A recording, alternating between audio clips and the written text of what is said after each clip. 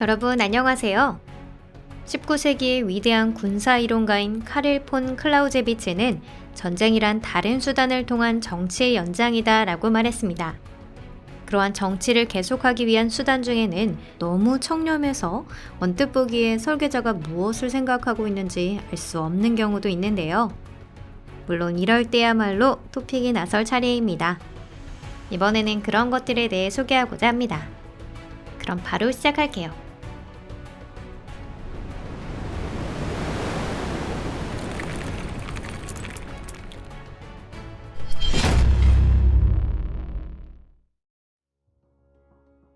보잉 바틀 XCH-62 1960년대 말에서 70년대 초까지는 그 유명한 베트남 전쟁이 계속되던 시절이었습니다. 미국과 그 동맹국이 싸우고 있던 것은 공식적으로는 공산주의국인 북베트남의 군대뿐이라고 알려져 있었지만 이들의 배후에 중국과 소련이 있는 것은 누구나 다 아는 사실이었습니다. 베트남 전쟁 중에 미군은 기술적으로 많은 문제에 직면해야 했는데 그중 하나가 바로 헬리콥터 분야에서 사회주의 진영에 뒤졌다는 것입니다. 보잉사의 CH-47 치누크 같은 대형 헬기조차 소련의 Mi-26 같은 기종에 비해 적재 중량이 현격히 떨어졌습니다. 그러한 상황을 타개하기 위해 새로운 대형 헬리콥터 개발에 착수하게 된 것입니다. 치누크를 기반으로 설계된 이 헬리콥터는 수정과 개량이 더해져 보잉 바틀 XCH-62가 될 예정이었습니다. 계획 단계에서는 확실히 괴물 헬리콥터가 될 것으로 모두가 생각했는데 시작 테스트 단계에서 방대한 수의 문제가 발견되었습니다. 설계상의 계산 실수와 초기 단계에서의 테스트 실패로 인해 개발 계획은 거의 실패한 거나 다름없는 상황이 되어버렸습니다. 그 때문에 예산도 삭감되어 버려서 헬리콥터 개발 자체가 중지되고 말았습니다. 베스파 150 TAP 1950년대 중반 프랑스기 병기 산업은 일반적으로 생각하면 절대로 어울리지 않는 두 개의 무언가를 합치려 애쓰고 있었습니다. 그건 바로 민간인이 쓰는 평범한 소형 스쿠터 베스파와 대전차포인데요.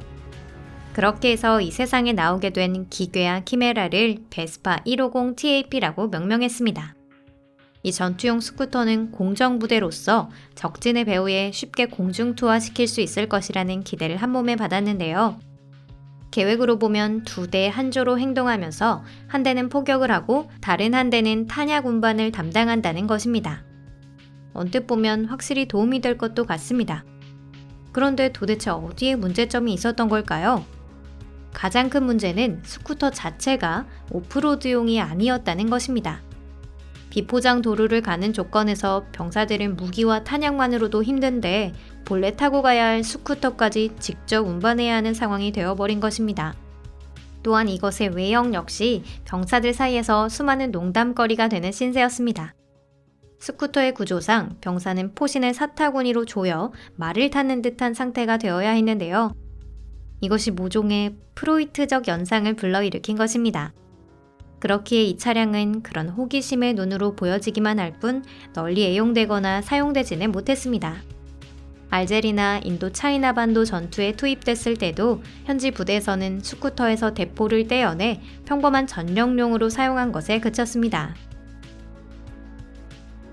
쿠겔 판처 독일어로 볼 모양의 전차를 뜻하는 쿠겔 판처는 제2차 세계대전 중의 차량 중에서도 단연 알 수 없는 수수께끼 투성이의 차량이라고 할 수 있습니다. 알려진 것은 단 한 대뿐으로 이것조차 만주에서 일본 관동군과 전투하던 중 소련군이 포획한 것인데요. 현재는 모스크바 근교의 쿠빈카 전차박물관에 전시되어 있습니다. 수십 년간 온 세상의 전문가가 이 수수께끼의 전차를 연구해왔지만 애초에 이것이 무엇을 위해서 개발되었는지는 아직까지도 해명되지 못했습니다. 독일 공문서에도 일본 공문서에도 이것에 관한 기록이 전혀 남아있지 않았는데요. 심지어 어느 국가의 병사도 이것이 실제로 움직이는 걸 본 적이 없다고 합니다. 독일 제3국은 군사기술에 있어 독창적인 개발 프로젝트를 대량으로 진행한 것으로 명성이 높습니다. 그 중에서도 유명한 초경전차 마우스와 거대한 도라 열차포 등이 대표적인 예인데요.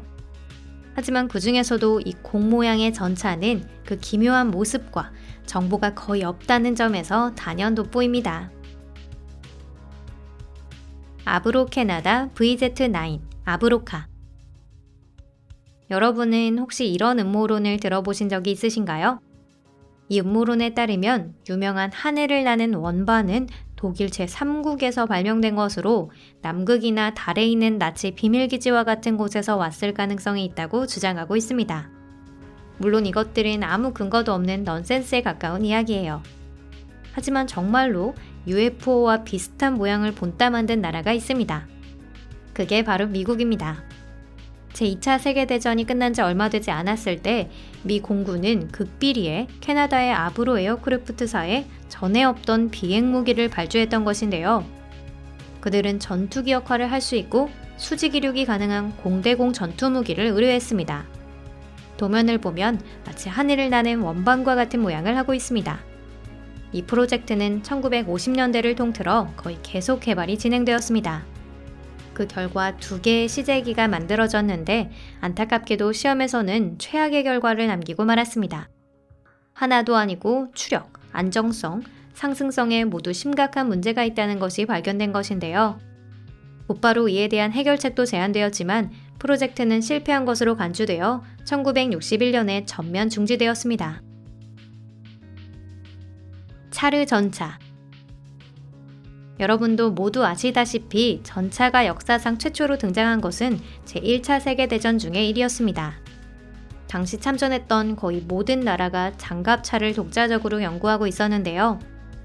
이런 종류의 연구에서 특히 시선을 끌었던 것이 바로 이 러시아 제국에서 행해진 것이었습니다.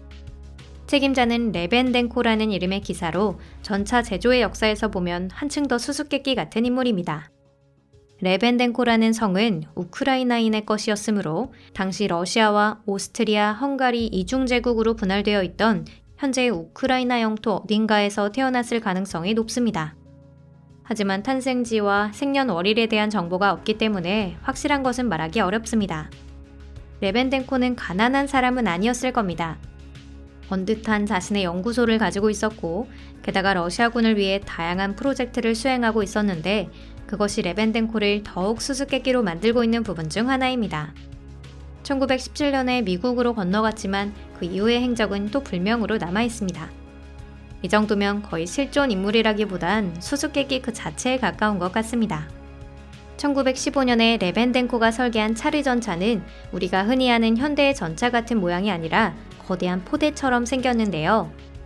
그 중에서도 특히 눈에 띄는 것은 직경 약 9m로 된 거대한 2개의 바퀴입니다. 레벤덴코의 설계에서 보면 이 바퀴는 전차가 어떤 장애물도 쉽게 뛰어넘기 위한 목적으로 제작되었습니다. 당시 차르 전차의 미니어처 사이즈 모델로 만든 제품은 아무런 문제 없이 완벽하게 작동했고 이를 선물 받은 니콜라이 2세는 대단히 기뻐했다고 합니다. 하지만 풀사이즈 모델에는 크나큰 문제가 있었습니다. 현장 시험에서는 레베덴코에게 비장의 무기와도 같았던 거대한 뒷바퀴가 진창에 절망적일 정도로 빠져버린 것인데요. 심지어 당시 최강의 엔진으로 움직이고 있었음에도 마지막까지 빠져나오지 못했다고 합니다. 모두에게 불필요해진 전차는 그대로 실험장에 방치되었습니다. 1923년에 이르러 볼셰비키 정권이 해체됨과 동시에 역시 처분되고 말았습니다. 전차용 소음기. 몇 년 전 인터넷상에 전차용 사일런서 사진이 널리 나돈 적이 있었습니다. 관 속에 있던 프로이트도 벌떡 일어날 것이다 라는 말을 들을 법한 유쾌한 모습에 인상에 남은 사람이 많았을 것 같은데요. 이 장치의 존재를 믿는 사람도 있고 명백한 가짜라고 주장하는 사람도 있었습니다. 다만 존재의 진위에 대해서는 매우 흥미로운 점이 있습니다. 저희가 독자적으로 조사한 결과 이 사진은 진품이라는 것을 확인할 수 있었습니다. 여기에 찍힌 장치는 확실히 전차의 발포 소리를 지우기 위한 것이었지만 실전이 아닌 실험장용이었습니다. 이 사일런서를 개발한 것은 유럽 최대의 병기 군수품 메이커인 독일의 라인 메탈사입니다. 무기의 시험에 관한 것은 통상적으로 모두 기밀 취급이기 때문에 얼마나 널리 사용되고 있는지는 모릅니다. 하지만 라인 메탈의 정통한 전문가들의 말에 의하면 겉모습은 다소 괴상하지만 성능은 무시할 수 없을 만큼 뛰어나다고 합니다. 아쉽지만 이상으로 오늘 영상은 여기까지입니다. 끝까지 시청해주셔서 감사합니다. 영상이 마음에 드셨다면 좋겠습니다. 이번에 소개한 것 중에서 가장 재밌었던 것이 있다면 댓글로도 꼭 남겨주세요. 이제 헤어질 시간이지만 곧 다시 뵙기를 기대하고 있겠습니다. 구독 버튼과 좋아요도 꼭 잊지 말고 눌러주세요. 앞으로도 저희 채널 영상 많은 시청 부탁드립니다. 그럼 다음 영상에서 뵐게요. 안녕히 계세요.